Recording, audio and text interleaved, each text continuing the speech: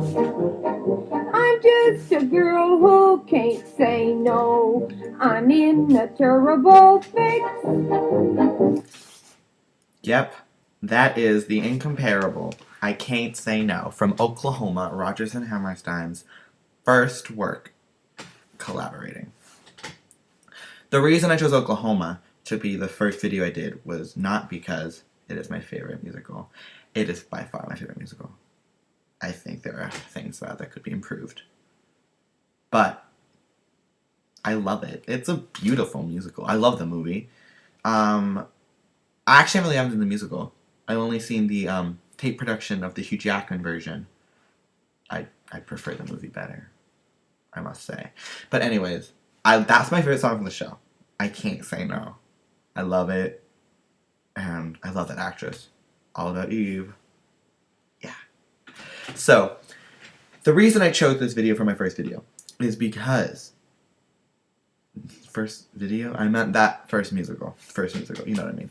The first musical is Oklahoma because Oklahoma revolutionized musical theater.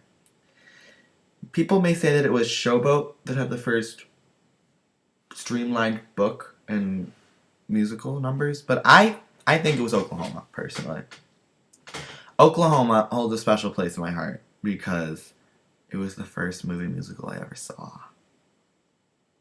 Yeah, it was.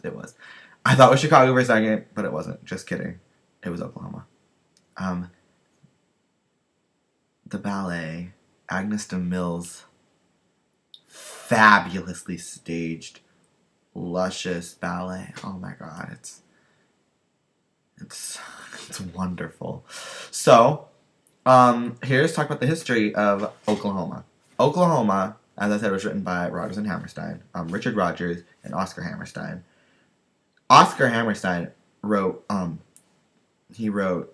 music, I think, to Showboat. No, Hammerstein wrote the lyrics. He wrote the lyrics. Probably should have known that. Yeah, he wrote the lyrics to Showboat, and Richard Rodgers have written a lot of music with Heart. Loren's Heart. And they did stuff like the Toyland, Babes in Toyland, and a lot of other stuff. They did Boys from Syracuse. That was the first musical, based off of a Shakespeare play, actually. But they were all the early musicals, like Anything Goes, which still is, even though it's a hit, where you would just have a sort of shitty plot that no one really gave a crap about. And then along the way, you'd stop that shitty plot so you could show everyone off in big production numbers. And Oklahoma changed that. It was based off the play Green Grows the Lilacs by Lynn Riggs, but they made it happier because Green Grows the Lilacs is dark. It's about homosexuality, and back then, they're like, let's make it happier, yay! So it was a smash hit. It was wonderful. It was the biggest hit up to that point, I think. I remember that Agnes Mill choreographed it, and in tryouts, it was called Away We Go, I think. It was called Away We Go, and it was, it didn't have Oklahoma, the musical number, OKLAHOM, or Oklahoma. It did not have that song on it, and it was not a big hit at that point. People said it wasn't going to run very long. They said that it probably wasn't going to last. But they did not give up. Actually, they had to deal with this critic. His name was producer Mike Todd, who said no legs, no jokes, no chance. Basically saying that they didn't have a chance because there's no jokes. Which there are jokes in it. I don't really understand what that person's saying. But they didn't change very much by the time it went from New Haven, out of town tryouts, to Broadway. the biggest change, I think, was they added in Oklahoma. And they decided to change the title from Away We Go to Oklahoma, which we now know it as. It was beautiful. The movie, it gets me every time. The overture, stunning. But the biggest thing that really, really teaches you something is that there was a song called Boys and Girls Like You and Me. And it was supposed to be their big song from the show. It was in the overture. It was in the entourage. It was reprised. It was, a theme. But they decided that it was not helping the plot. It was making the plot, lag. It was already 2.5 hours. So it's like, you don't need another song. So they took it out, proving that this was a new dawn for musical theater.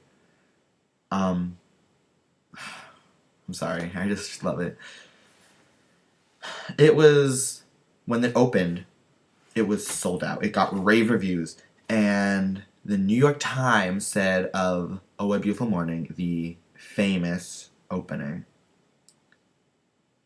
is that it changed the history of musical theater. They wrote, after a verse like that, sung to a buoyant melody, the banalities of the old musical stage become intolerable. They were ready. They were ready for a new, more intelligent Broadway. And even if some of the shows, critics say that the plot is about a girl deciding whether or not to take person A or person B to the dance, I say, you know what? I love that. It's my life. I wish that was my life. Actually, no. That's not my life at all.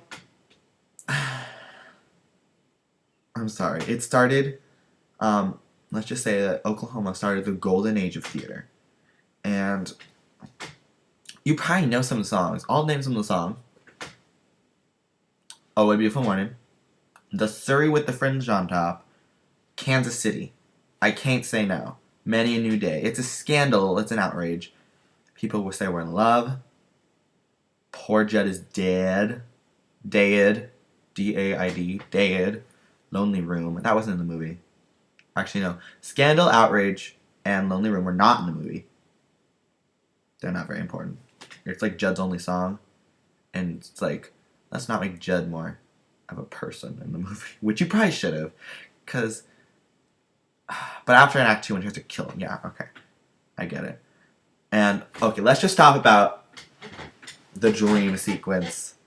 My favorite moment in musical theater history, besides the carousel dream sequence.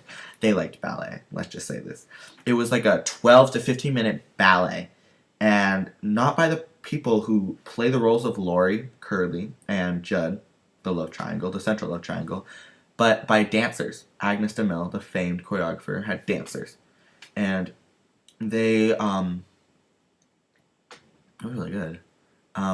They would be wearing the same exact outfit, and they would make it really obvious that they weren't the same people. But you can see they're dancing for them for 15 minutes, and it's this beautiful, like, they meet, there's a love duet, there's a whole thing, and the end is just, oh my god. It's the end of the first act, so you're like, so tense, so horrified at the end of the ballet, and when she finally wakes up for the final, like, 3 lines before that curtain comes down, you're just like, I need to see more. It's wonderful. There's not very any more songs. I think there's like Oklahoma, the aforementioned Oklahoma, and All or Nothing, which is for the secondary characters. Also the Farmer and the Cowman, but no one cares about that song. And there's reprises. The reprises are beautiful. People will say We're in Love. One of my favorite. So, vote for which musical you want me to do next. I am so excited. I want more like this. This is fun. I think this is fun. So I will have fun with you soon, and I super hope that we can do this again sometime.